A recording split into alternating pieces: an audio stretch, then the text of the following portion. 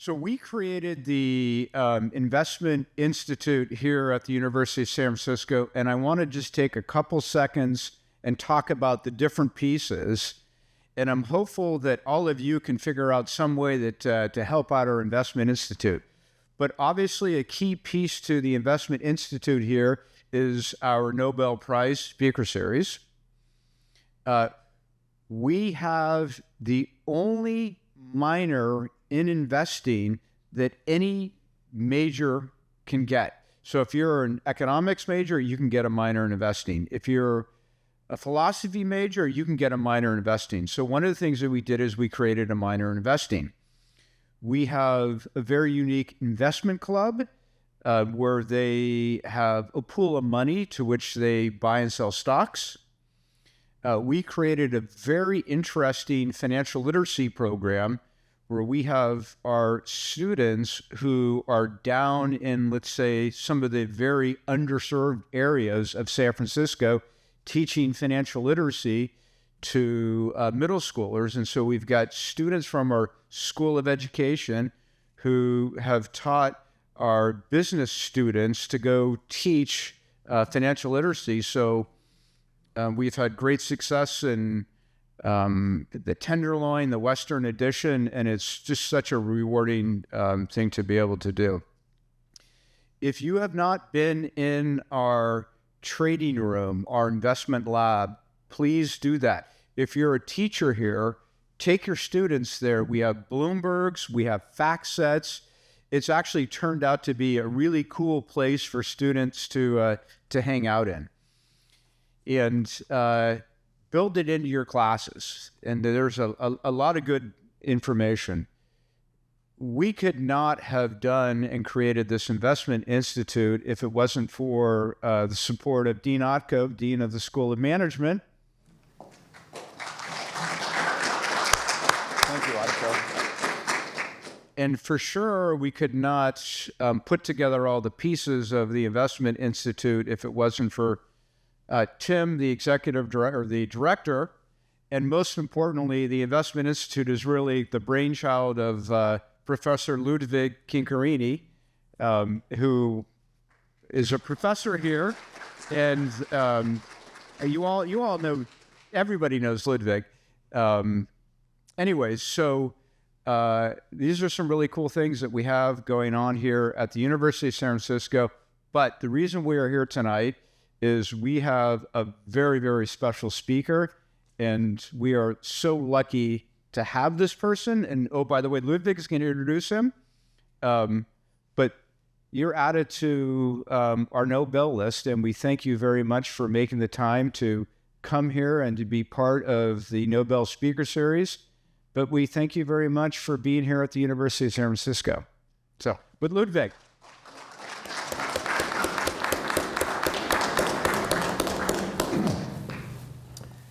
Thank you for coming tonight. The structure tonight, as a reminder, will be a 45-minute lecture by our guest speaker and then a 45-minute Q&A.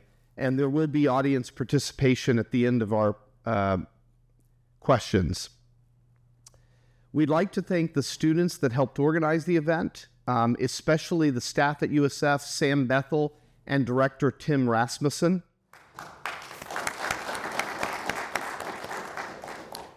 We would also like to thank Dean Otko for all her support again. And most importantly, I want to thank Jeff Silk, Naomi Silk, and the Silk family for continuing to contribute to the University of San Francisco and making the world a better place.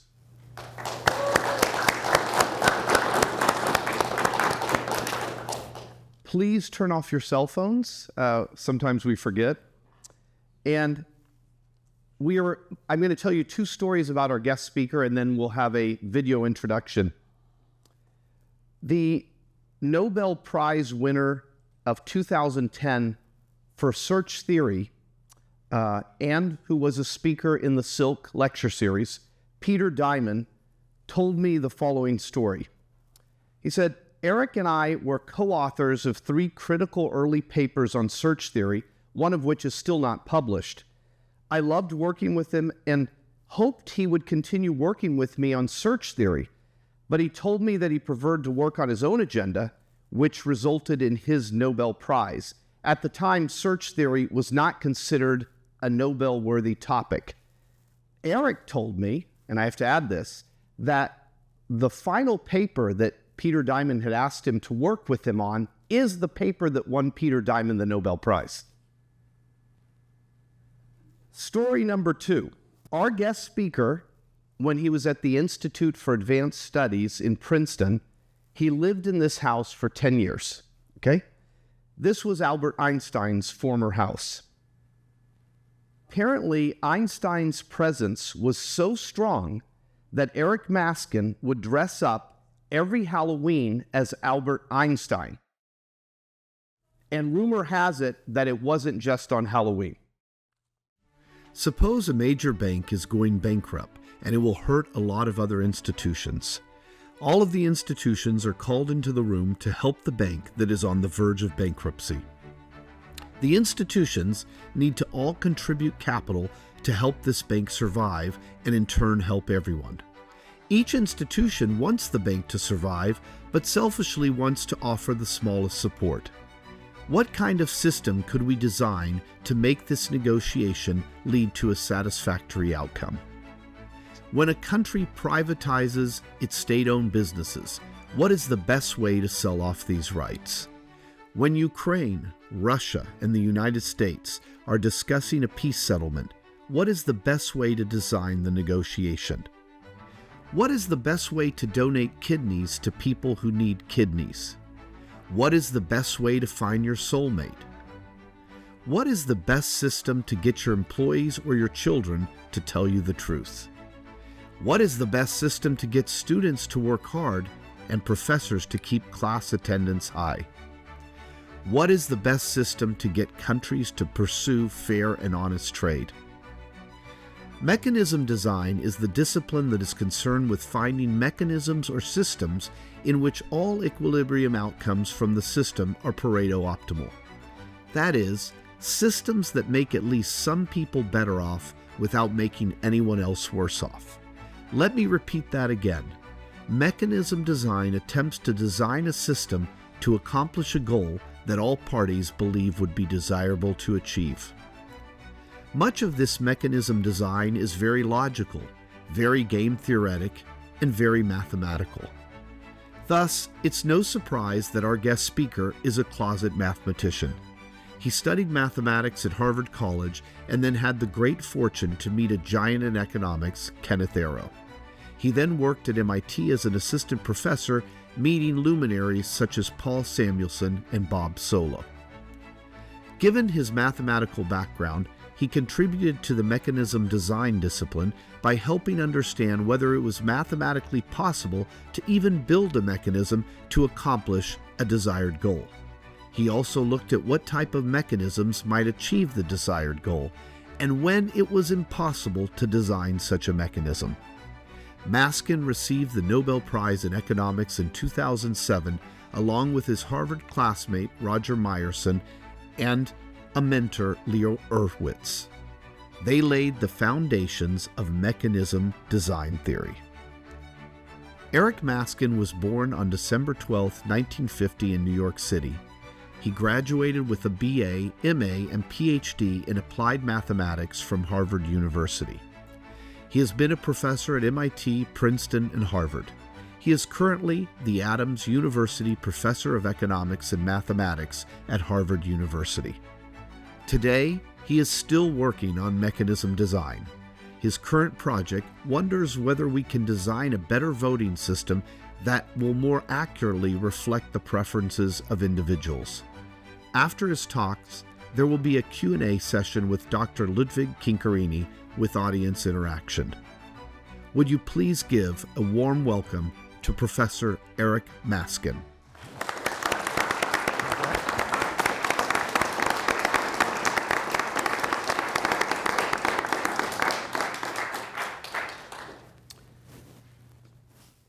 Well, thank you so much.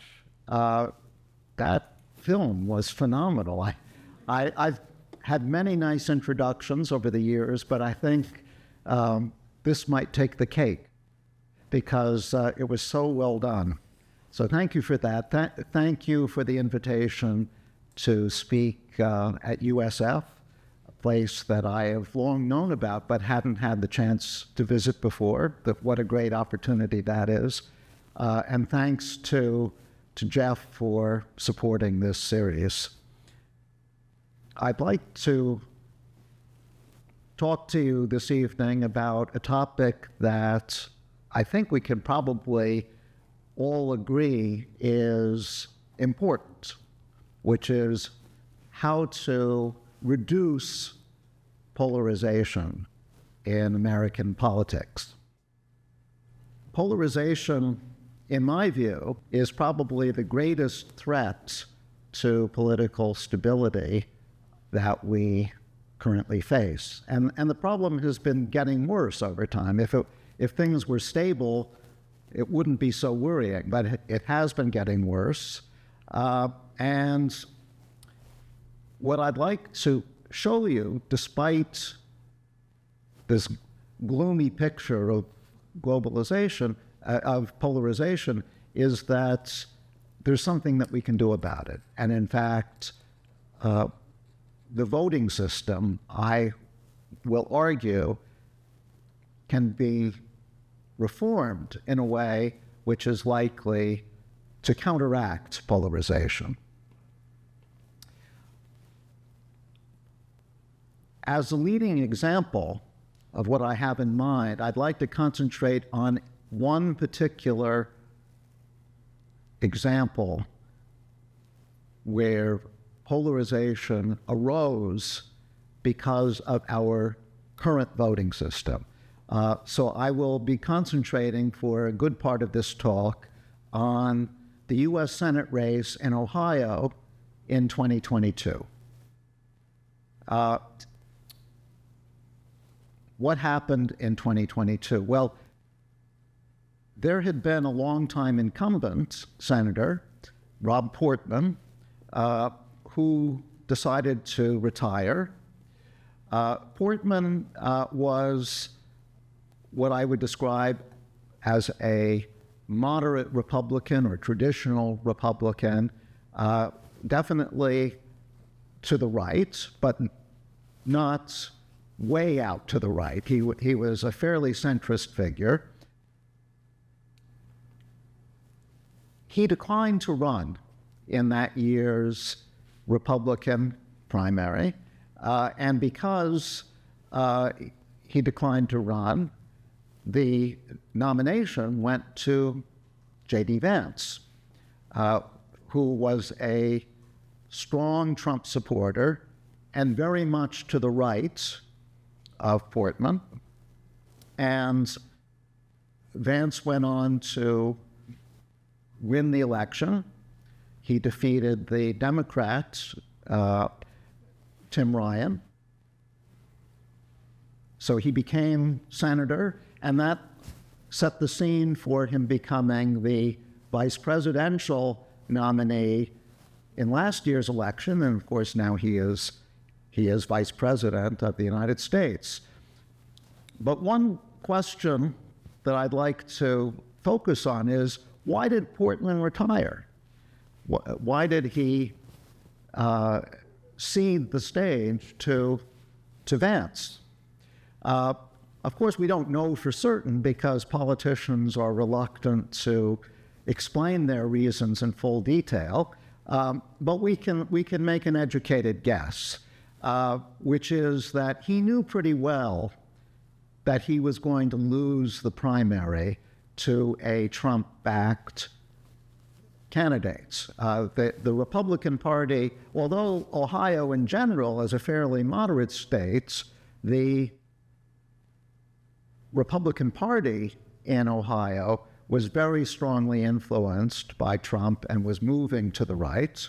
And so Portman saw the writing on the wall and knew that he was not likely to get the nomination. And that would have been humiliating, and so he declined to run. He retired. Now, there were many people who urged him nevertheless, to run in the general election as an independent. That sort of behavior has been seen before. You may have heard of Lisa Murkowski, who is a moderate Republican in Alaska. There was a time not so long ago when she failed to get the Republican nomination for senator. She ran in the general election as a third-party candidate, and she won. Just barely, but she won. And so Portman was urged to do the same thing. But he refused, and actually he was probably right to refuse, because almost certainly he would have lost.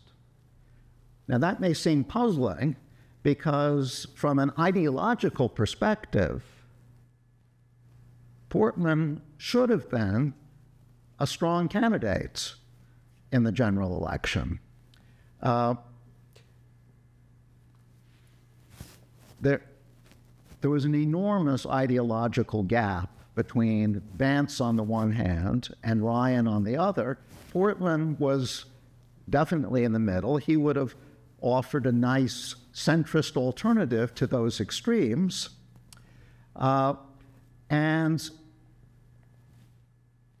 as I say, Ohio is a fairly centrist state. Up until this year, the other senator in Ohio was Sherrod Brown, a Democrat. So Ohio was capable of electing both moderate Republicans and moderate Democrats.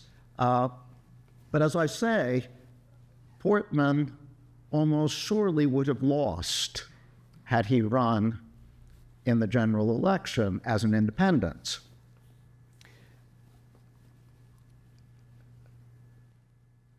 This may seem strange, because if it were a contest between, if it was a two-way contest between Vance and Portman, Portman would almost surely win. Why? Because he would get all of the Democratic vote, and he would get the centrist Republican vote. Of course, Vance would get the far-right vote, but that wouldn't have been enough in a state like Ohio. So almost surely, Portman would have beaten Vance one-on-one. And furthermore, almost surely, one-on-one against Ryan, Portman would also win, because Portman would get all the Republican vote, and the Republicans are in a majority in Ohio. But curiously, if the three ran, and that's what the general election would have been, Portman would lose. Sounds paradoxical, but that's because of our voting system. We have what is called plurality rule, or I should say Ohio has plurality rule, and most other states do too. Not all, I will come to that later, but most states have plurality rule. It's also called first past the post, and it consists, it's a very simple system. Each voter votes for one candidate, and the candidate with the most votes wins, even if that's short of a majority. In other words, the winner only has to get a plurality of the votes, not a majority. So this is our best guess about how the Ohio electorate would have broken down in the 2022 general election if Portman had run. notice that there are 4 groups of voters. On the left, there are the Democratic voters. They would rank Ryan first. Probably the overwhelming majority of them would rank Portman second, because Portman is more moderate than Vance, and they would put Vance third. On the other extreme, the right-hand side of the slide, we have the Vance voters. They would put Vance first, but they would probably put Portman second, and they would put Ryan third. And then in the middle, there are the Portman supporters. These are perhaps moderate Republicans, mostly, who would put Portman first. They might put either Ryan or Vance second, depending on their own particular preferences. Now, as I say, we don't know for sure what the rankings would have been in Ohio in 2022, but we have a lot of evidence suggesting that this is a pretty accurate picture of the story. Now, as I was suggesting, one-on-one against the other 2 candidates, Portman is going to win. Portman beats Vance because the left-hand group ranks Portman above Vance, and the 2 middle groups rank Portman above Vance, and that adds up to 54%. So Portman beats Vance, and Portman also beats Ryan because every group except the right-hand group, every group except the left-hand group ranks Portman above Ryan. Only the group on the far left put Ryan above Portman. So Portman would beat Vance one-on-one, Portman would beat Ryan one-on-one, but in a 3-way race where only the first place choices matter, Portman comes in last.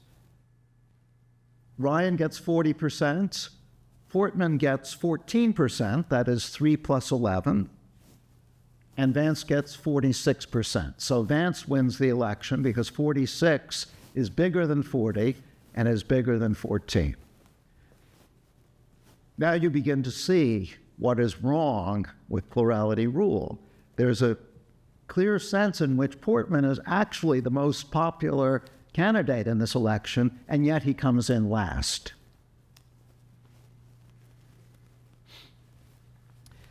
The problem, of course, is that the Ryan voters, people who vote for Ryan, have no way of saying in a plurality rule election that they prefer Portman to Vance, and the Vance voters have no way of expressing the fact that they prefer Portman to Ryan. So in a first-past-the-post plurality rule setup, voters are restricted in how fully they can express their preferences. And this is the connection of this talk to economics. Economics, of course, is the science of how people in our society express preferences. Often it's over economic decisions, but in this case, it's over a political decision.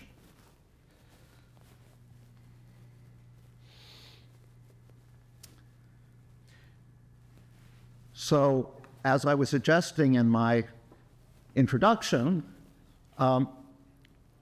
we need more moderates and centrists, in my view, not fewer, but first-past-the-post voting, plurality rule voting, is a recipe for getting extremists. The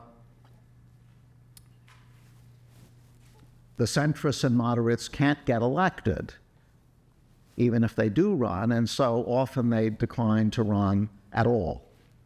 So what can we do about that? What I'd like to suggest is that we allow voters to express themselves more completely when it comes to their preferences. So instead of just voting for your favorite candidate, you also get to say who your second favorite is and who your third favorite is. And if there are 10 candidates, you might want to rank, you probably don't want to rank all 10, but you might want to rank 3 or 4 of them. And that would be more fulfilling for voters, and as we'll see, it would also lead to more reasonable outcomes politically. So once voters have submitted these rankings, what do we do with them? How do we determine the winner?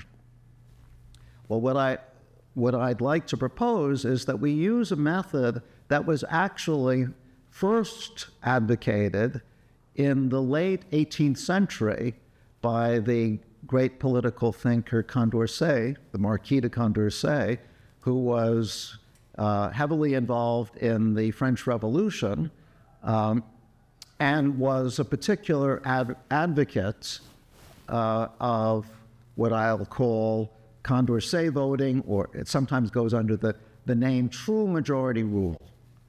And what do we do under Condorcet voting?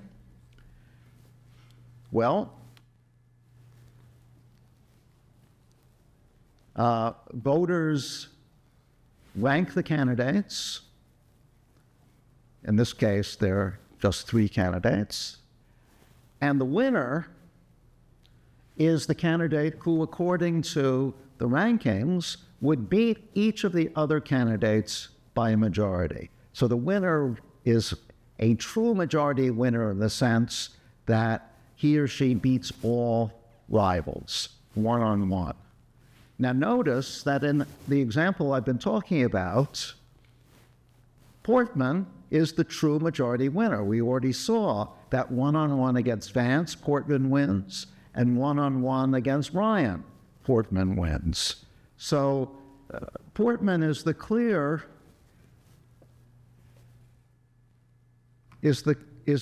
winner from the point of view of popularity for this electorate.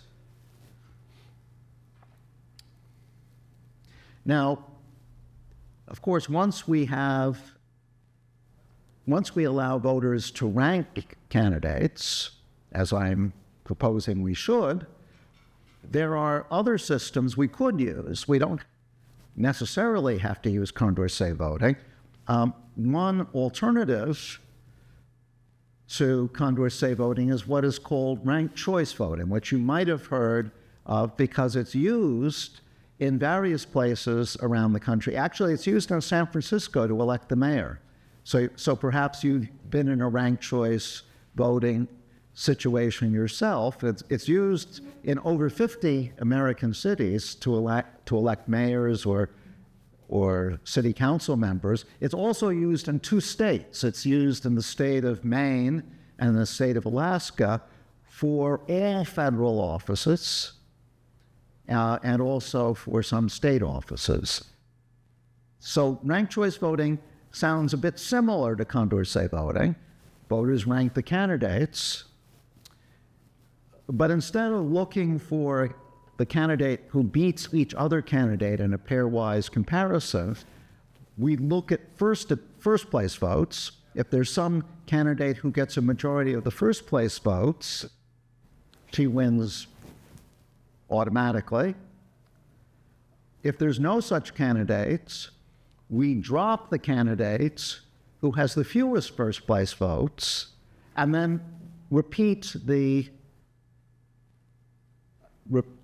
process. We look, once that candidate has been eliminated, whether anyone now has a majority of the first place votes, and we keep eliminating candidates until someone does have a majority, and that candidate is the winner. So ranked choice voting is sometimes called instant runoff voting because we have a succession of runoffs until some candidate gets a majority, and then the election is over. It's not a bad system, but I'm going to argue that Condorcet voting, majority rule, true majority rule, is even better.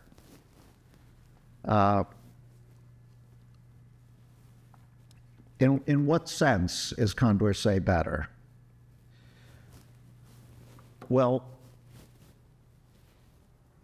I'm, among other things, a voting theorist.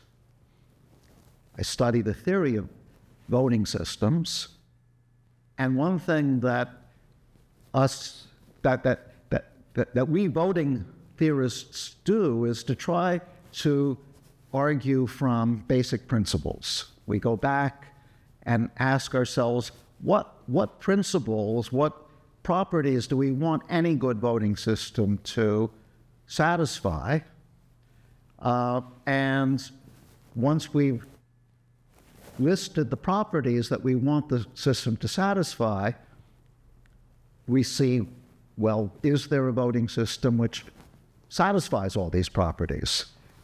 This method, I should say, goes back to my thesis advisor. You saw his picture in the introduction, Kenneth Arrow. The economists here will all have heard of Kenneth Arrow because Kenneth Arrow had something called the impossibility theorem, which applies to voting. I will get to the impossibility theorem in a little while. But beyond the impossibility theorem, Arrow advocated first, before getting into actual voting systems, first asking yourself, what properties should any good voting system satisfy? Well, let's talk about those principles.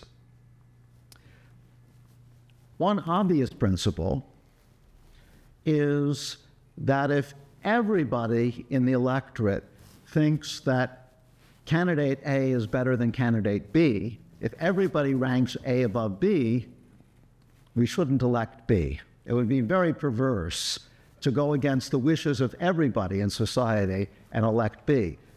This is sometimes called the consensus principle. We economists, for reasons I won't get into, call it the Pareto principle, but it seems extremely natural and obvious.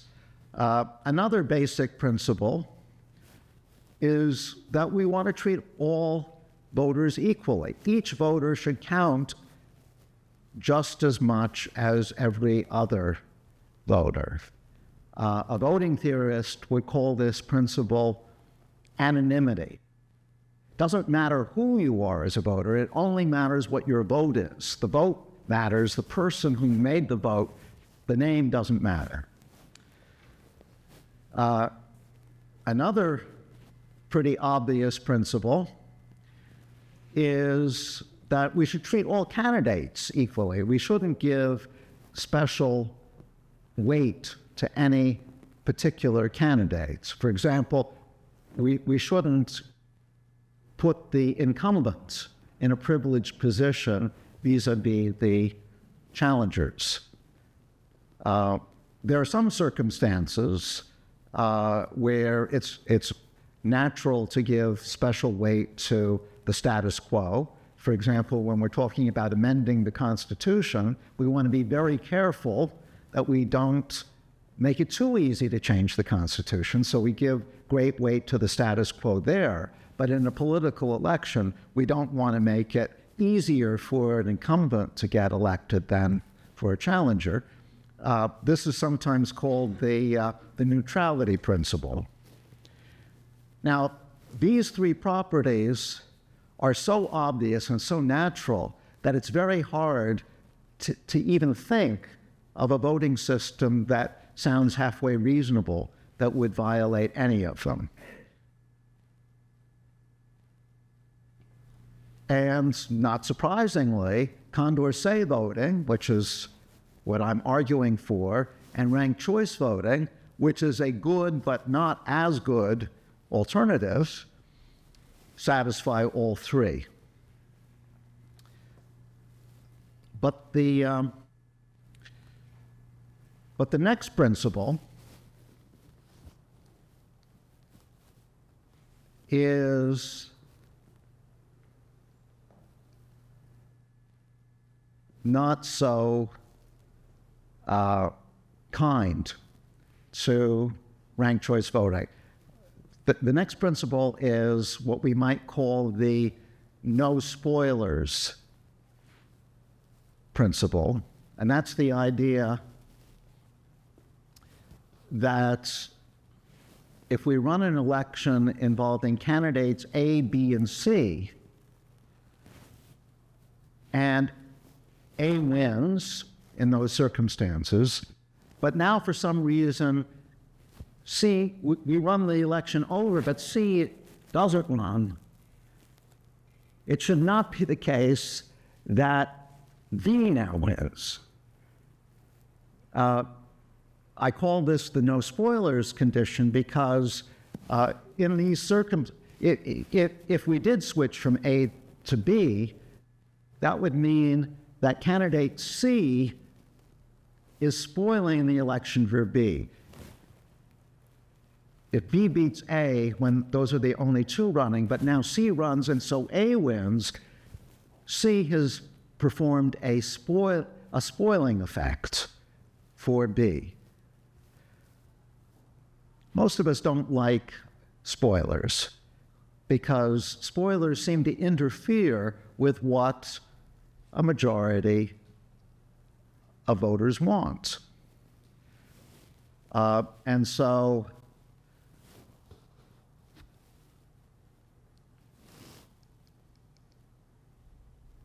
I think it's natural to ask that in addition to the first three properties, consensus, equal treatment of voters, equal treatment of candidates, we impose the no spoiler condition. But now, ranked choice voting violates no spoilers. Let's look at our example from Ohio. Under ranked choice voting, you first look to see if any candidate has a majority of first place votes. Well, no candidate does. Portman gets 40%, Vance gets 46%, Portman gets 14%. So we drop Portman, according to ranked choice voting, because Portman has the fewest first place votes, and now it becomes a contest between Ryan and Vance. And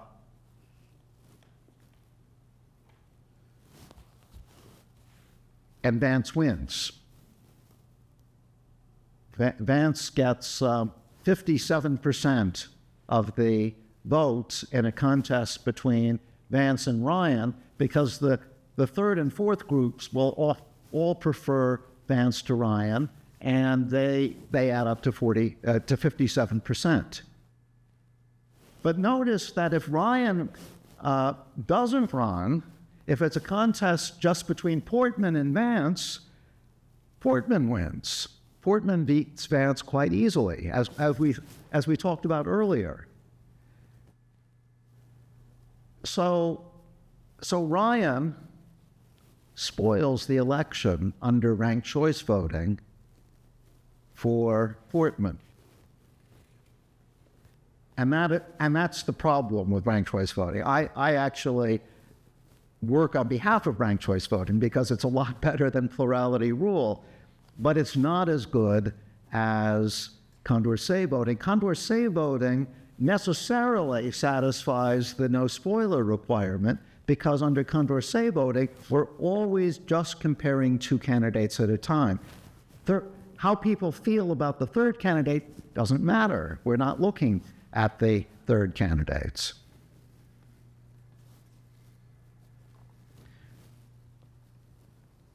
So it looks as though Condorcet voting has now pulled ahead, if you like. It pulled ahead of ranked choice voting in the horse race between them. But actually, it turns out to be more complicated than that, because here is a final principle that you would want any good voting system to satisfy, which is the principle that it gives you a well-specified, a well-defined winner. You don't want to run an election and find that the election is inconclusive. And that's actually where majority rule, Condorcet voting, runs into trouble. And this was actually pointed out by Condorcet himself. He was aware of this possibility.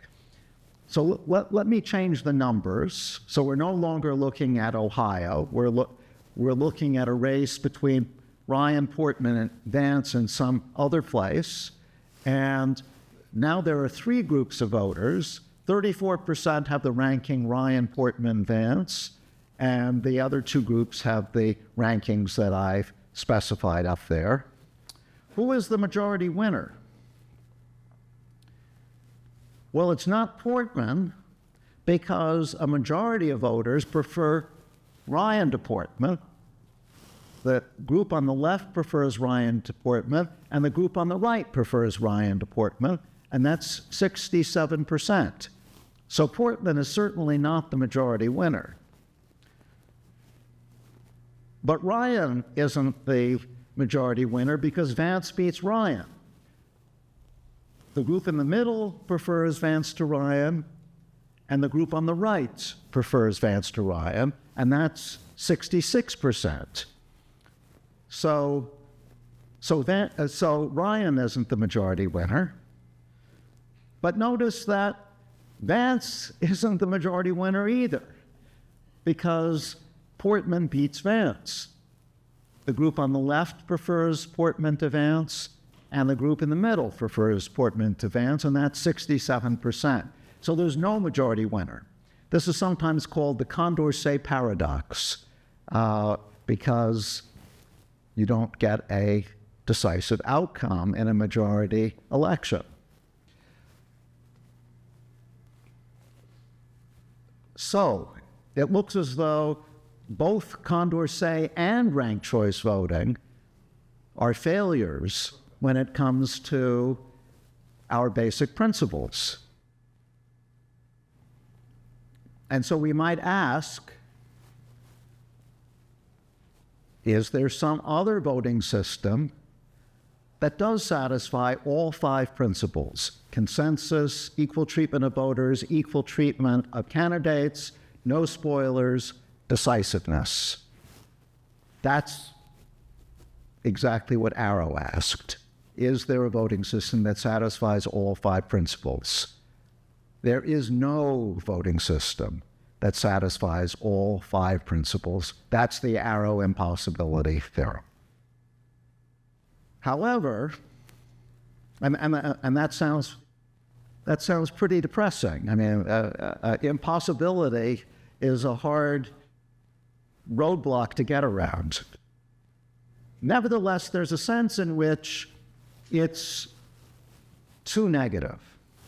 It's too negative because Arrow requires these principles to be satisfied no matter what the preferences turn out to be, no matter what voters' preferences turn out to be. In practice, voters' preferences are not completely arbitrary. Most voters have preferences that you can predict pretty accurately. Most Ryan voters are not going to rank Vance second. They're going to rank Portman second. And most Vance voters are not going to rank Ryan second. They're going to rank Portman second. So once you take into account realism, once you talk about realistic preferences, then it turns out that Condorcet voting satisfies all five principles. And in fact, you can show that it is the only voting system that satisfies all five principles. And so that is the precise mathematical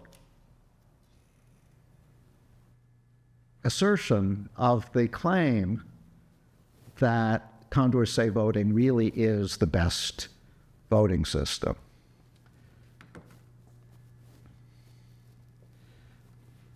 By the way, I've been concentrating on Ohio. I think it helps to have a concrete, real-life example in mind, but there are many, many other races I could have pointed out which lead to the same conclusion and lead to an improvement under Condorcet voting. You may remember that in last year's election, Kristen Sinema, a centrist, well, she had belonged to the Democratic Party. She left the Democratic Party because she was too centrist for the Democratic Party in Arizona. She thought about running in the general election. She decided that she had no chance, so she dropped out. She could have won. Well, most certainly she would have won under Condorcet voting. You probably remember Joe Manchin, another centrist Democrat. He left the Democratic Party in West Virginia. Enormously popular, but he couldn't continue as a Democrat because he differed too strongly from many of the Democratic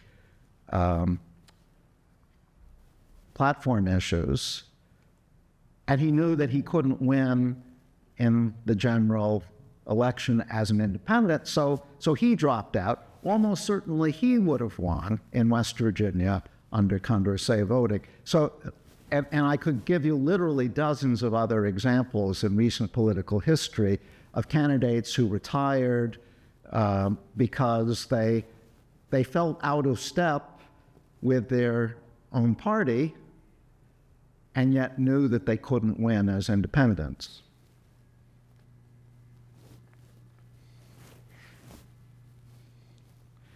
So I've been arguing for Condorcet voting as a reform. You might ask, well, this is all very well in theory, but what about practice? Could we actually see Condorcet voting happen? And I think actually the answer to that is yes. We could see it adopted, and the reason I say that is because although I've been criticizing the American voting system, one good feature the system has is that each state can decide for itself how it's going to vote. Actually, California made a big change in recent political history by eliminating party primaries and having an open primary system, and then taking the top two for the general election. Now, I'm not so happy about just taking the top two, because as I was arguing here, very often you want that third candidate, the independent, to be there, because the independent might actually be the most popular candidate.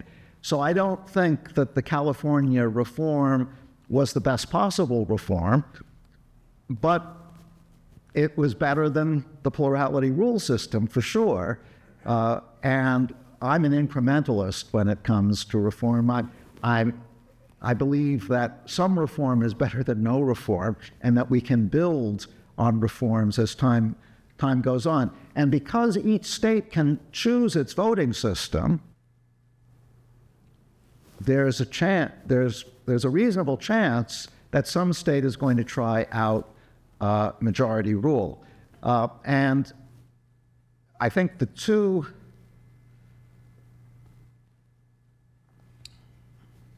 I should add that another good feature of the American system is that the voting system in many states, about 28 states, not all, but a majority, the voting system can be changed by ballot initiative. In other words, we can go around what the politicians in the state want. Politicians don't like change because they got elected under the current system. They're not going to vote for a change, but the public often does want change. And in both Maine and Alaska, the citizens of those states voted in ranked choice voting. Now, if they voted in ranked choice voting, they can go one small step further. That's the big change. Ranked choice voting is a big change from plurality rule because ranking is quite an innovation. But once voters are ranking anyway, you might as well use majority rule, which is clearly better than ranked choice voting. So my prediction of what's going to happen is that Maine or Alaska or some other states, which is considering ranked choice voting, and there are quite a few other states which are looking it over, they'll probably move to ranked choice voting first. But once they've done that, they can go the small additional step and adopt majority rule. By the way, the most dramatic example of a ranked choice voting failure was the presidential election of 2000. The students here are too young to remember that, but I remember it very well. That was an election between George W. Bush and Al Gore, which came down to one state, Florida. Whichever candidate won Florida would become president. Very close election. And in that election,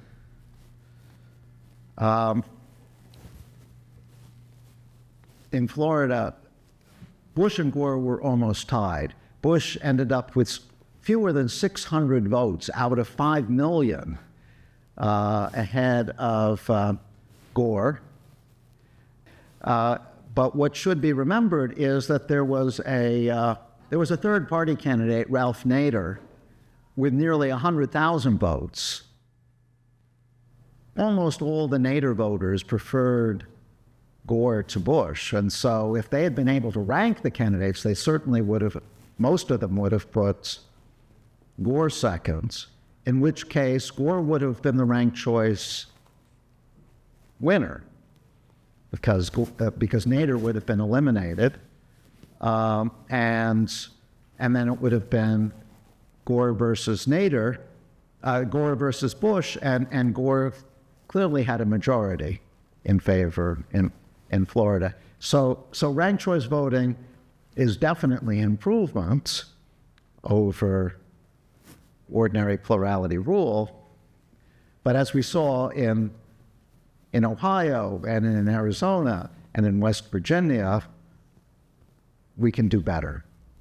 And that's the message I want to leave you with. We can do better, and furthermore, doing better is actually a practical alternative in this country. So I'm an optimist when it comes to fighting polarization. Thanks very much.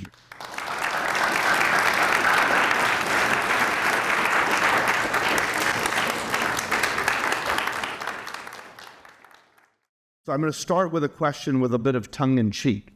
The liberals simply have a hard time accepting that Trump won. Is this changing the voting system just another, let's change the rules because we lost? Or do you really believe it's essential? I don't think this is a liberal versus conservative issue at all. In fact, as you saw, I was arguing in the state of Ohio that a Republican should have been the winner, Fortman, not the liberal Ryan. So it's a nonpartisan issue. For some reason, I think because they didn't really think it through, some particular conservatives have opposed it. Sarah Palin is an example of a conservative who opposed ranked choice voting, but I think that was just sore loser effect for her. She lost a ranked choice voting election in Alaska, and so she blames losing on ranked choice voting and not the fact that she was too extreme for the voters of Alaska. So this should be supported in a bipartisan way, and I'm happy to say that there have been some notable conservatives. John McCain was one of them, who have come out in support of majority rule, ranked choice voting.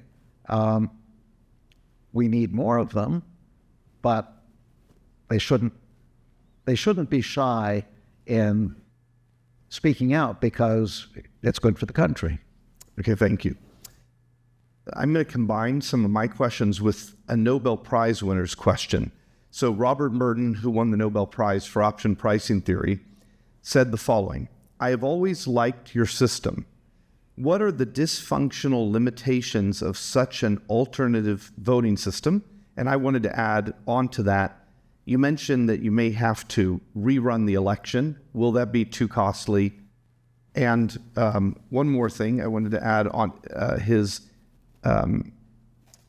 if in the end money is largely responsible for voting, people spend more, have more success, would this not correct these sort of issues? What is the possible downside of majority rule? I already pointed out one, and you mentioned this too, which is that there is a theoretical possibility that majority rule won't identify a clear-cut winner. That's the Condorcet paradox. However, well, let me say two things about that. First, in practice, that never happens. The Condorcet paradox is a theoretical possibility, but a very remote possibility. But if it did happen, and we have to, of course, prepare for that eventuality, you can add on a tie-breaking rule to decide, if there's no Condorcet winner, how the winner is determined according to some other rule. So that's actually very easy to do. Okay. The other issue with Condorcet voting is vote counting. You might ask, if Condorcet voting is such a good idea, why wasn't it written into the Constitution? Mm-hmm. After all, Condorcet was writing it himself at about the time the Constitution was adopted. And I think the answer to that is, back then, when all vote counting had to be done very laboriously by hand, majority rule would have been too cumbersome, because to do a majority rule election, you have to compare every pair of candidates. That's very time-consuming, very labor-consuming. But now we have high-speed computers, and we can easily do a Condorcet election with millions and millions of voters in a split second. So, yes, those are downsides, but not insurmountable downsides. Okay, thank you.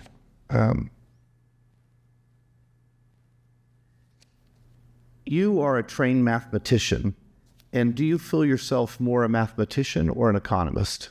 Oh, definitely an economist. So yes, I was trained as a mathematician, but I see, for me, mathematics is simply a tool that I use to advance my economic thinking. So the economics comes before the math, absolutely. Okay, thanks.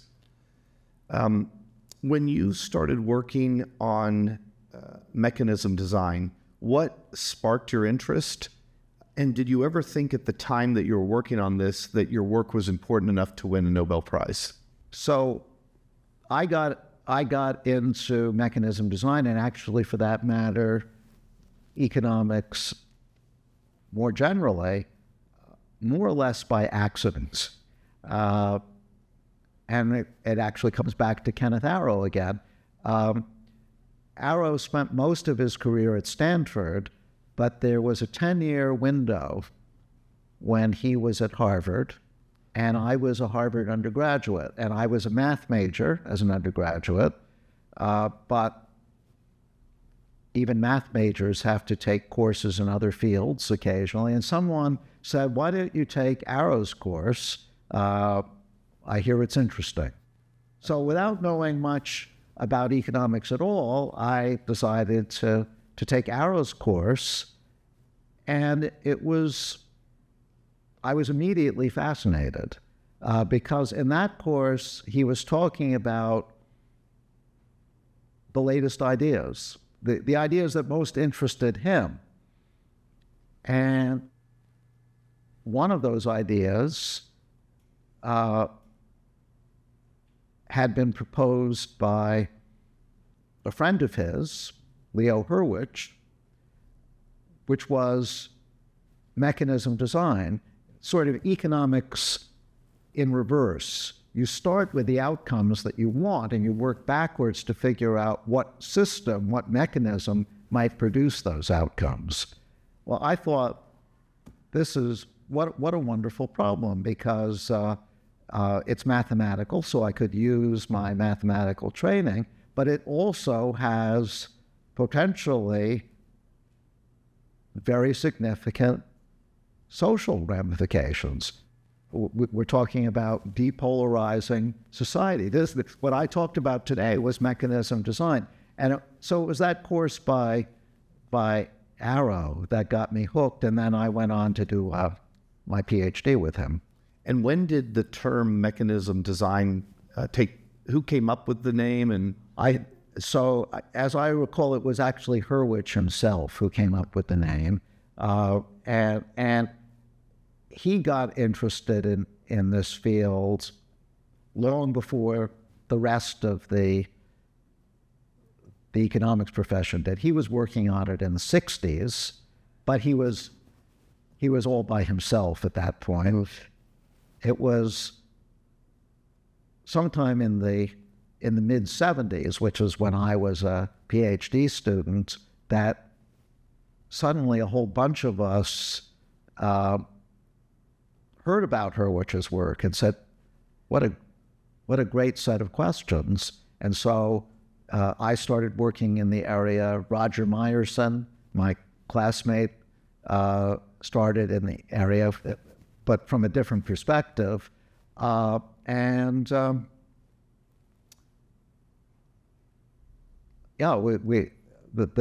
subject snowballed.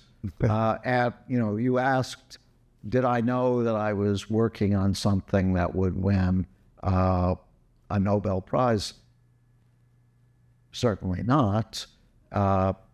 First, that's not why you do research. You do research because you're excited about getting answers. But I was certainly gratified by the fact that my first big paper on the subject, which was referred to in the film, seemed to be very well received by the profession. It got a lot of attention very quickly, and so I knew I was onto something potentially important from that response. And you mentioned somewhere that, and maybe I'm misquoting you, but that Friedrich von Hayek was related to mechanism design. Yeah, that's Can you explain that? Yeah. And this is again Leo Hurwicz. Leo Hurwicz, for those of you who may not have heard of him, was an emigre to the United States from Poland. He had to leave Poland very quickly when the Nazis came to power, and he ended up in the U.S. And he had been fascinated by a debate that went on in the 30s and 40s, on the one hand involving Hayek and von Mises, and on the other hand, Abba Lerner and who is the other guy? It'll come to me. Okay. So Hayek was saying, so Lerner was saying, Longa, Oscar Longa was the other one. Lerner and Longa were saying,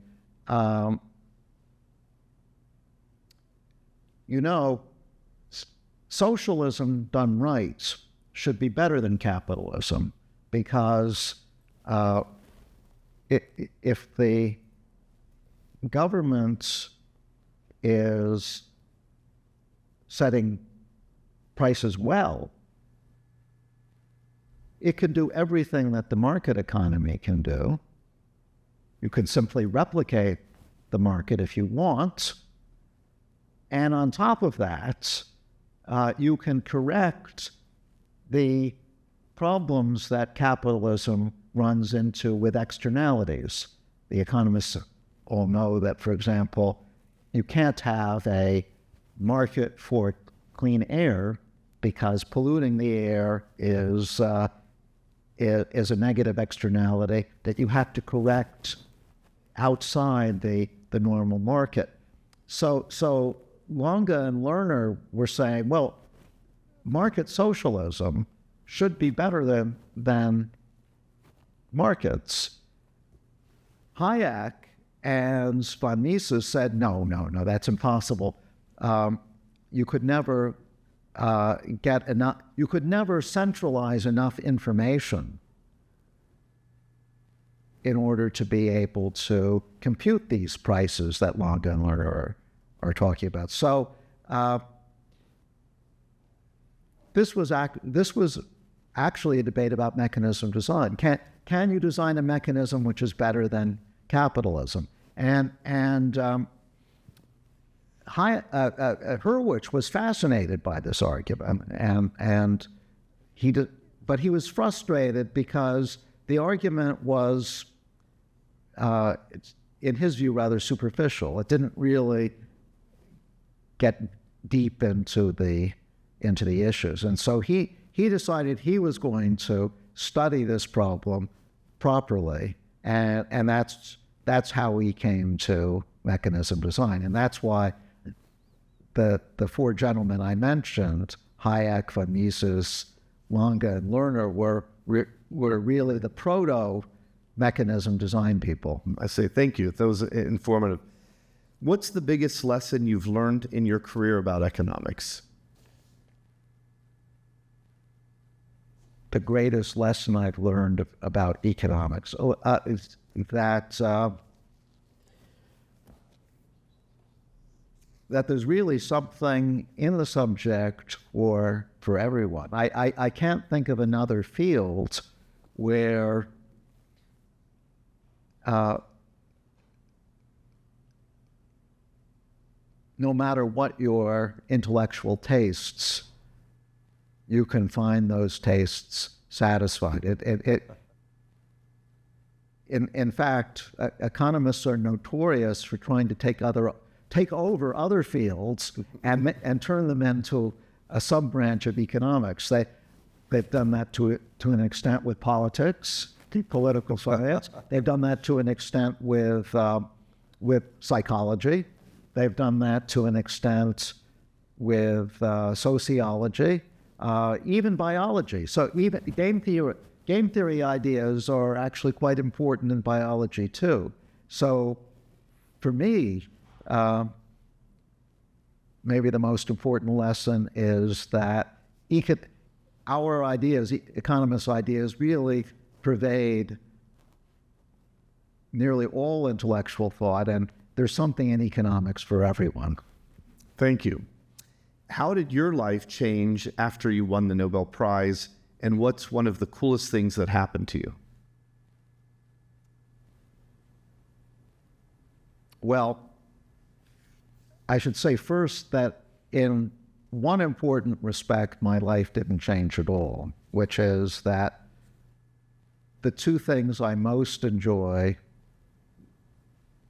before the prize and after the prize are research and teaching,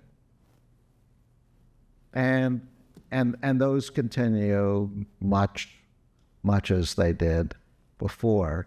And I should say that my students and colleagues don't care about a prize. What does it matter what some committee in Sweden thinks? They care about my latest paper and not some paper that I wrote 30 years ago. So from that point of view, the prize wasn't important at all. However, it's given me some nice opportunities. Here I am today. You wouldn't have invited me, presumably without the prize. And I've received quite a number of other nice invitations. It's given me a chance to speak to a wider public than I would have otherwise. When it comes to things like voting reform, more people listen to me as a result of the prize than would have listened to me without it. So that I think that's something that I value. What is a funny experience that I had because of it? One that comes to mind is when I was living in Princeton, and we saw the picture of my house in Princeton, Einstein's old house. My congressman at the time was Rush Holt,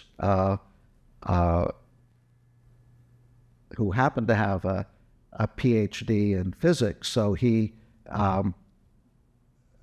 was not afraid of academics like me, and he was running in a tough race. So he wanted to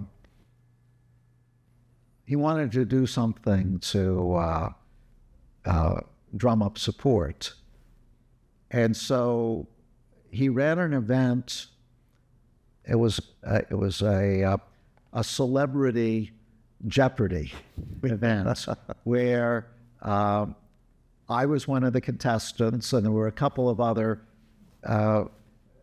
reasonably well-known figures from his district, and we competed, and it was all New Jersey trivia, questions about New Jersey. And one of my proudest moments was winning the Celebrity Jeopardy contest, which I wouldn't have been in the first place had it not been for the prize. Thank you. What is something that you've learned from a family member that helped you in your career?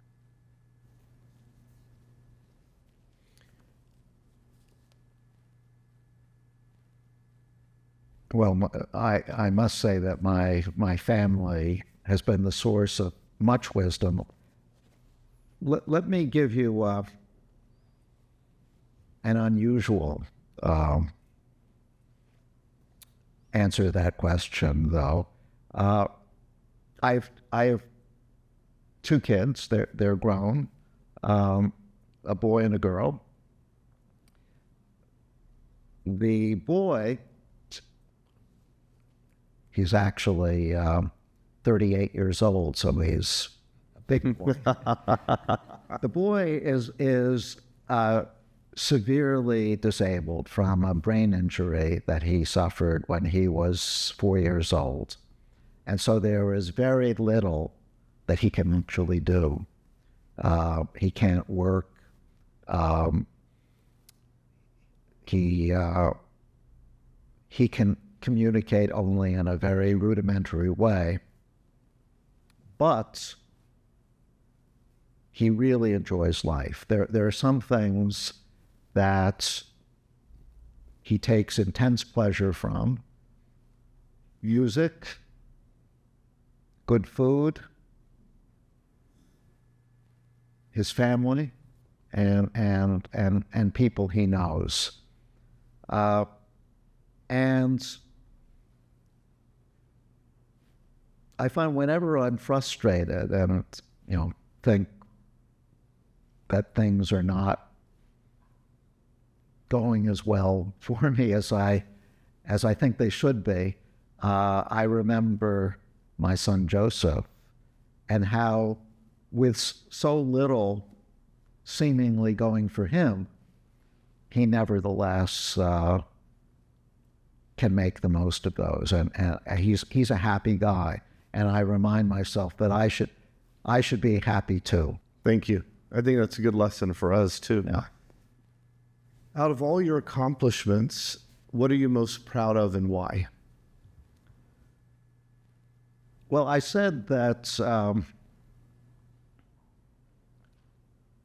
the two things that I've enjoyed the most in my career are teaching and research, and they've both been important to me. But I think the thing I'm most proud of is how well my students have done. Actually, one of my students is sitting right there. She was kind enough to come to this talk tonight. I wasn't expecting her to be here. One reason why I'm so proud of them is that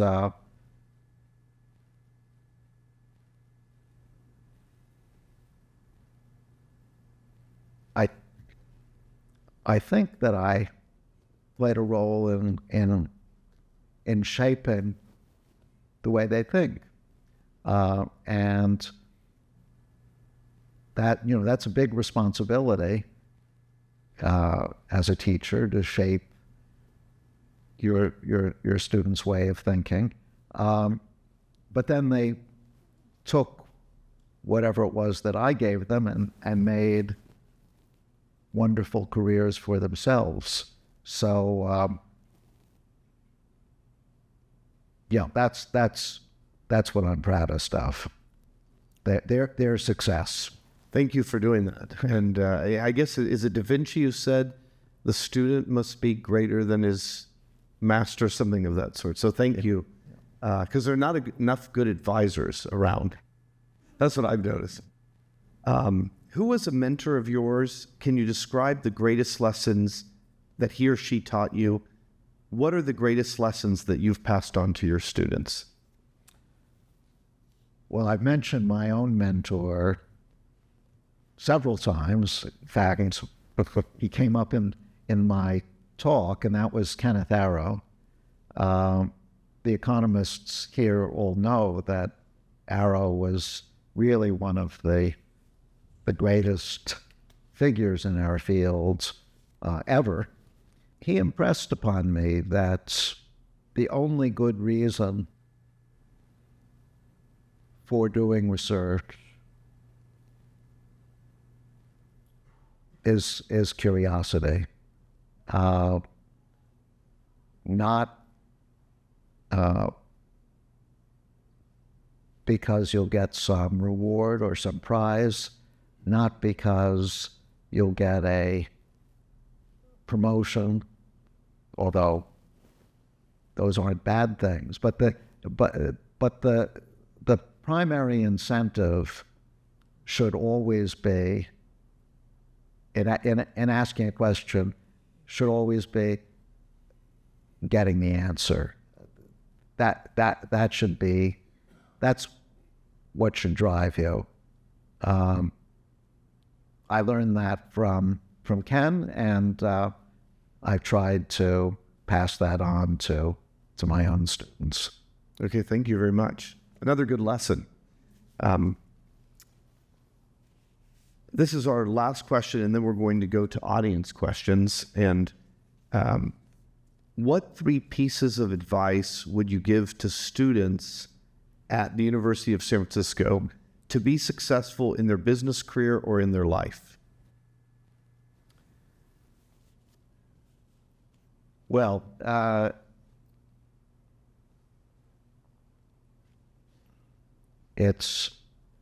always feel a little bit awkward trying to give advice to people who are going to do something outside of academia, because I've always been an academic. I can try to give advice to academics. I feel a little less secure about advising people outside of academia, but I think some of the same principles apply.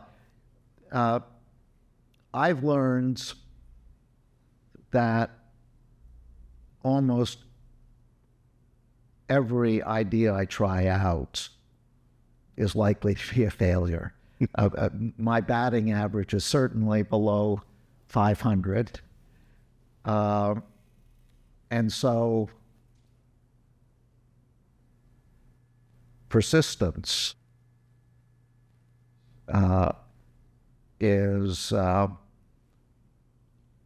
certainly a quality that I think is important for success. If you've had a succession of failure, just keep trying. But at the same time, you have to recognize that if you're pursuing a particular idea and you're not getting results, that it may be time to turn to something else. So being realistic, I guess, is another lesson.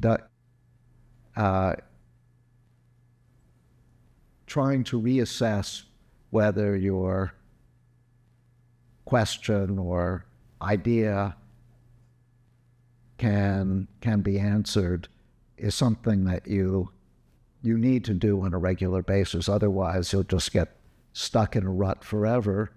And then the final thing is, and again, this is drawing from my own experience, try to have a diversified portfolio.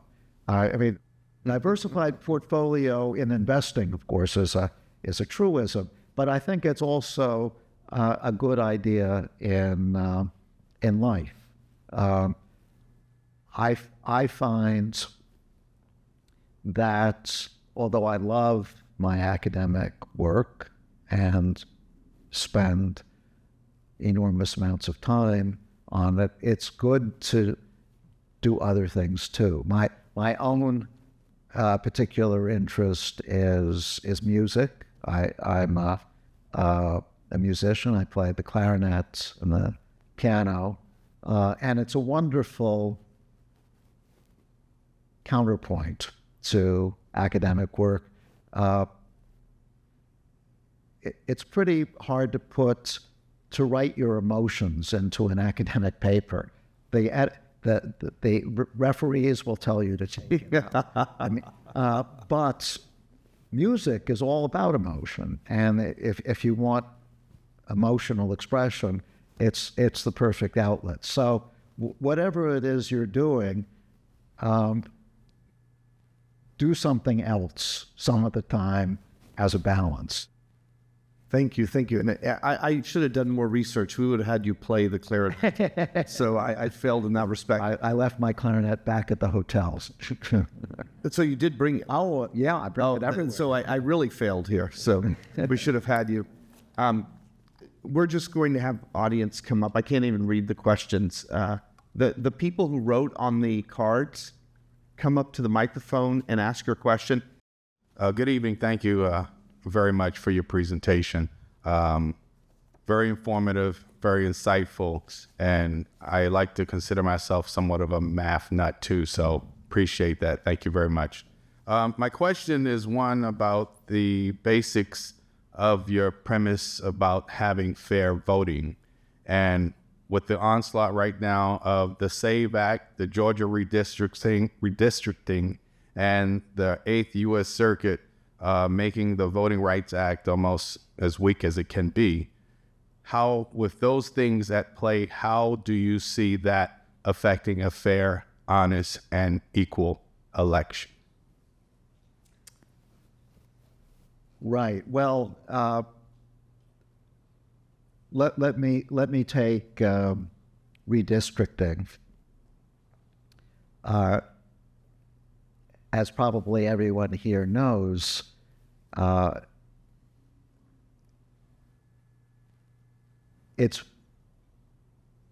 we have so much political data available these days that a state legislature who does the redistricting can cunningly devise the boundaries between congressional districts in such a way to get an overwhelming majority of seats for their party. You mentioned Georgia. Let me mention another state, North Carolina. North Carolina has about an equal number of Democrats and Republicans, and so you would expect, according to mathematics, that its 14 congressional seats would be equally divided, or approximately equally divided, 7-7. That's not the case. I think the ratio is 10-4 in favor of Republicans because they've been able to carve out these congressional districts in just the right way.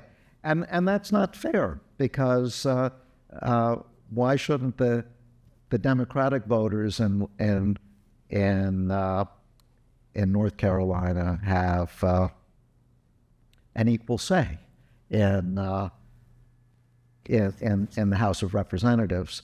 Now, there is a solution to this problem, and actually I've been involved in trying to bring about such a solution, which is that in states where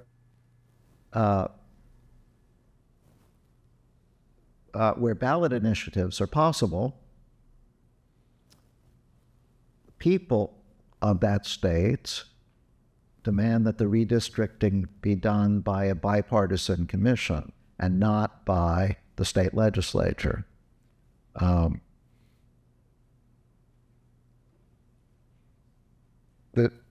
This is a feasible reform, but it's going to take work. Every time you propose changing something politically, you have to bring to that effort a lot of education. Voters are going to be skeptical, and it should be skeptical, of any change until you've explained why the change is necessary. I hope that in my talk this evening, you saw why the particular change I was arguing for, going to majority rule, would be beneficial. You have to do the same thing with anti-gerrymandering initiatives voter education is essential, but it's not impossible. And I've done some of that. And again, I'm cautiously optimistic that over time we will make progress. Thank you. Say voting is clearly the superior voting methodology. Why do you think ranked choice voting has become so much more popular in recent voting reform than Condorcet? So voting systems, like almost everything else in human experience, are largely the basis of inertia. Whatever has been there before will continue to be there unless you make a big effort to change it. Ranked choice voting has been around for a long time. In Australia, in the lower house of parliament in Australia, they've used ranked choice voting for over 100 years. And so the rule is whatever you've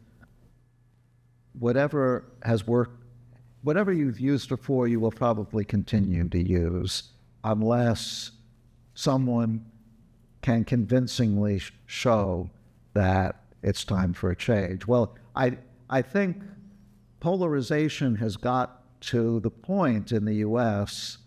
where ranked choice voting, although it's still pretty good, is not good enough. When the two parties are so far apart, you really do need majority rule to get those centrists elected. So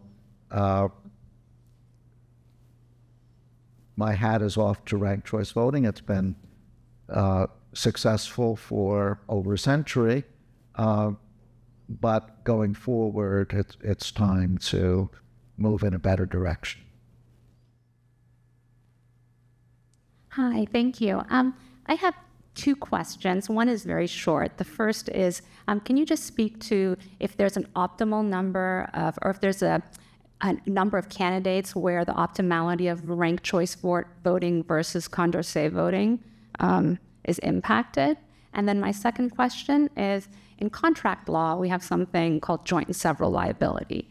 And in politics, I noticed policy lags and staggered term limits. And I'm wondering if there's a mechanism whereby we can hold our government jointly and severally liable for kind of what we observe happening. So. Okay, well,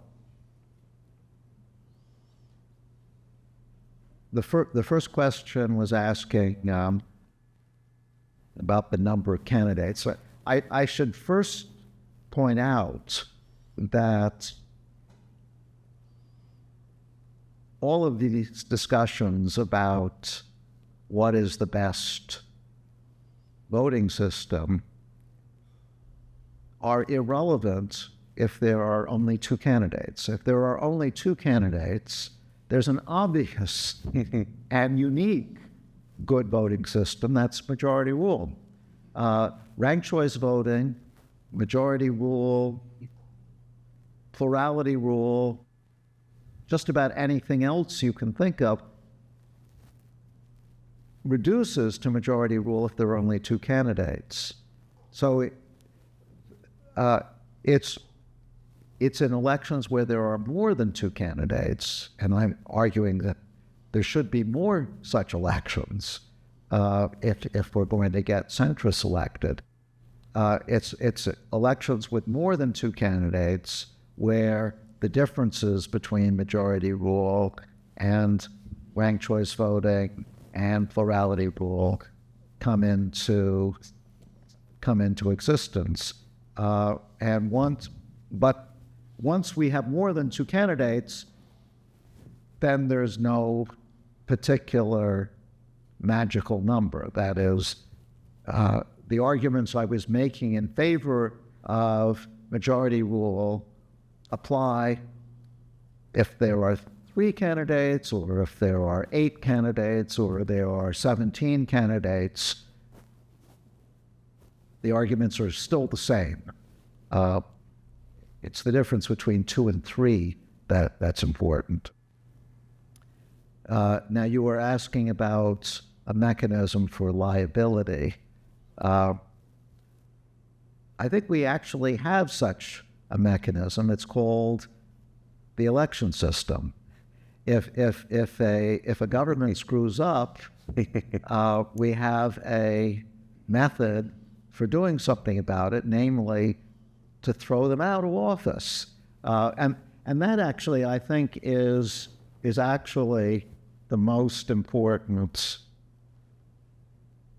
property of democracy.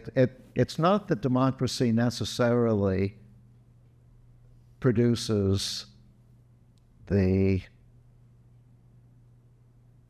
best winners. We've seen all too many examples of where democracy produces dreadful winners. We all make mistakes, and we might elect the wrong person. But the great thing about democracy is if we do make a mistake, we can correct it later. And that's why I worry about countries which have started to slide into authoritarianism, where the rules are rigged against challengers, because in those circumstances it's too hard to get rid of public officials who have let us down.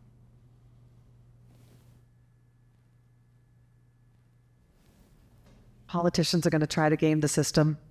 We have ranked choice voting. We saw candidates like endorse each other for second choice, stuff like that, which is kind of cool, actually. But what do you think the incentive for politicians are in Condorcet voting? How might they try to game it, or parties? Well, I think the most important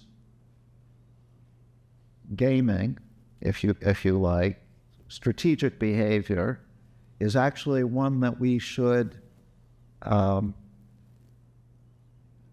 value.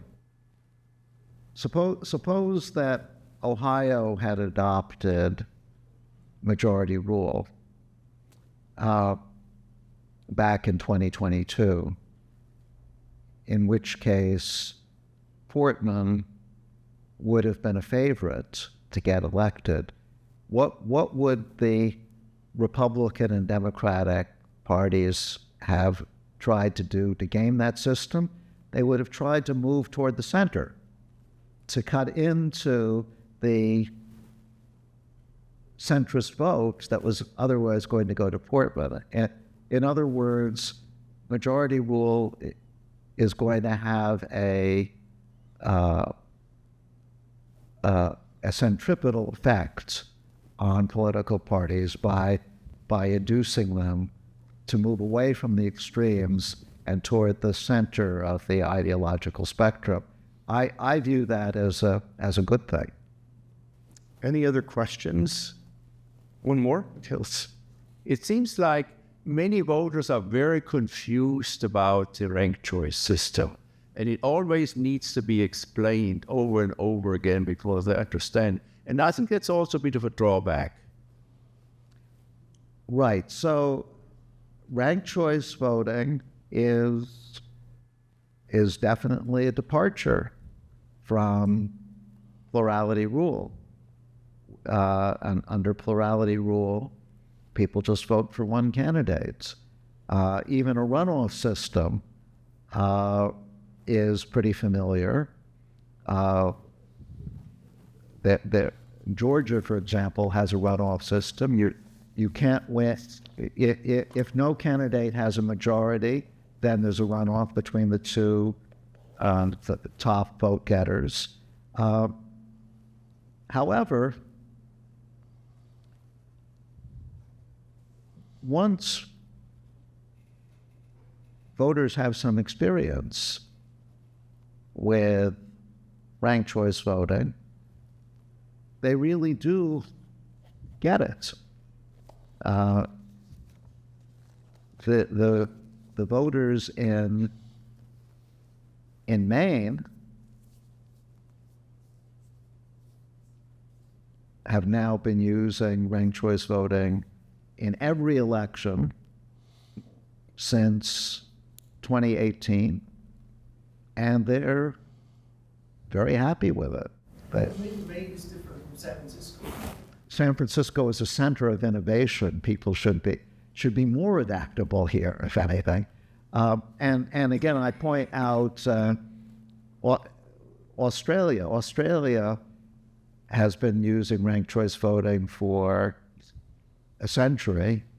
If you ask an Australian voter, do you find this confusing? They'll say, no, this is the way we vote. I find it's absolutely natural. So it's a matter of what you're used to, and it's also a matter of how well it's been explained to you. I don't know what effort has been made in San Francisco to point out. It's a big effort. I'm sorry? It's a very big effort that's being made. Well, I'm glad. I would predict that even if some voters find it confusing now, with a bit more experience, they will certainly adjust. It's a pretty natural system. It just, instead of just naming your top candidate, you think, well, who would I like if my top candidate doesn't get elected? That's not really so complicated. Why don't we stop there? Thank you, Eric. I think we all learned a lot tonight, so thank you very much.